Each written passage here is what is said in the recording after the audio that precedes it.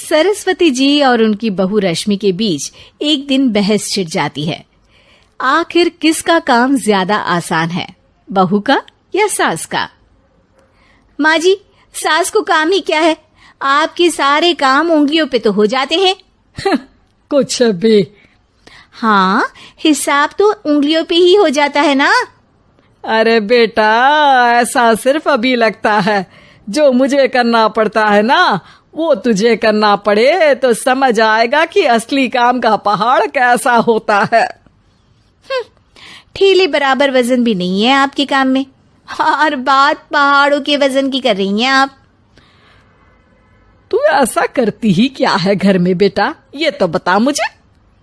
मैं थोड़ी ना कुछ करती हूँ, सब जादू से हो रहा है इस घर में। अरे एक दिन मेरा काम करोगी तो समझ आएगा। Okay okay, shut up. कल से मैं घर के काम करूंगी और तू मेरी जगह हर चीज का हिसाब रखना, ठीक है? ठीक है, ये भी कर लेते हैं। ये सास बहू की डील के बारे में रश्मि के पति अमन को नहीं पता था और ना ही अमन के पिताजी सुरेश जी को। पर गेहूं के साथ साथ जैसे घुन भी पिस जाता है, ये दोनों भी पीसने वाले थे। सुबह अमन उठकर रेडी होता है ऑफिस जाने के लिए, तो पता है उसके कपड़े नहीं निकले हुए हैं।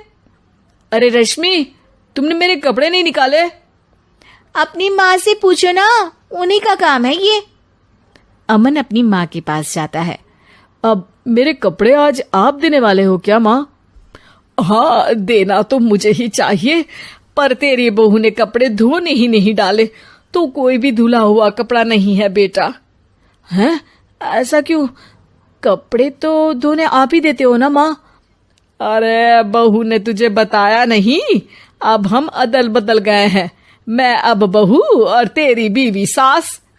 अमन परेशान हो गया। वो बिना इस्त्री के कपड़े पहनकर ऑफिस चला गया।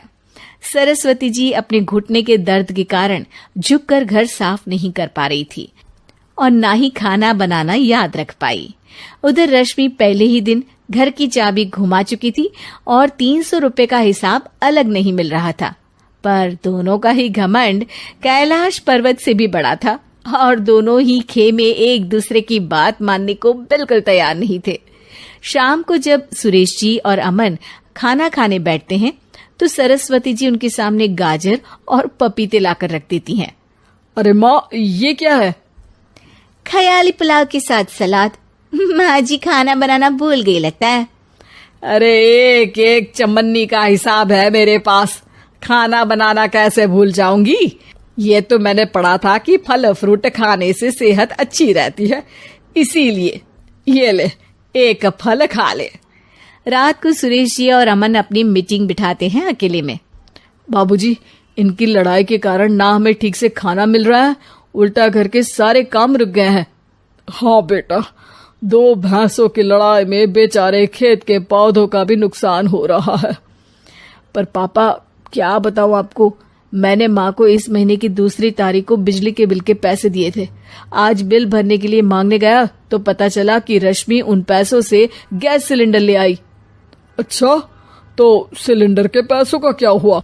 अब सिलेंडर के तो कोई पैसे नहीं थे बाबूजी, हमारे घर पर गैस की पाइपलाइन लगी है ना। बेटा, इन दोनों का कुछ करना पड़ेगा, नहीं तो अपने घमंड के चक्कर में पूरा घर बर्बाद कर डालेंगे ये दोनों। अमन और सुरेश जी काफी सोच विचार के बाद एक निष्कर्ष पर पहुंचते हैं। रात ही को दोनों अपनी पत्नियों की अलमारी से नई साड़ी निकालते हैं और सुबह जब रश्मि और सरस्वती जी उठते हैं तो देखते हैं कि दोनों पति साड़ी पहनकर चढ़ाव पर सब्जियां काट रहे हैं। अरे ये सब क्या हो रहा है? क्या हो रहा है मतलब? आप दोनों अदल बदल हो सकते हो तो हम क्यों नहीं? अरे क्या मतलब? नहीं नहीं, मेरी भी बचपन से किसी की बहू बनने की इच्छा थी, तो आज से सरस्वती तुम बड़ी बहू, मैं मिडल बहू और अमन छोटी बहू। अरे लेकिन सब घर पर बैठ जाएंगे तो कमाएगा कौन? ये घर कैसे चलेगा? अब वो तो भैया या बाकी लोग जाने, अब हमने भी अदल बदल कर ही लिया है तो कुछ नहीं हो सकता।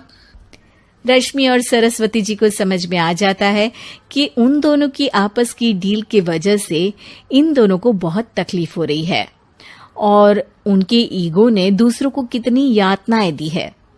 अब असल में माँ जी आप सही थी, सास बनना बहुत मुश्किल है। अरे हाँ बेटा, और तू भी, मुझसे तो नहीं हो पाया सब घर के काम, वापस बदल ले क्या? हाँ हाँ बिल्कुल माँ जी, और अब आप दोनों भी बदल लीजिए, कोई आ गया तो आप दोनों को देखकर क्या सोचेगा। अच्छा है, आप दोनों के समझ में ये बात तो आई, मैं फटाक से कपड़े बदल लेता हूँ। अरे रुक जा बेटा, एक फोटो ले लेती हूँ तेरी, मेरी बेटी होती तो तेरे जैसी ही दिखती साड़ी में।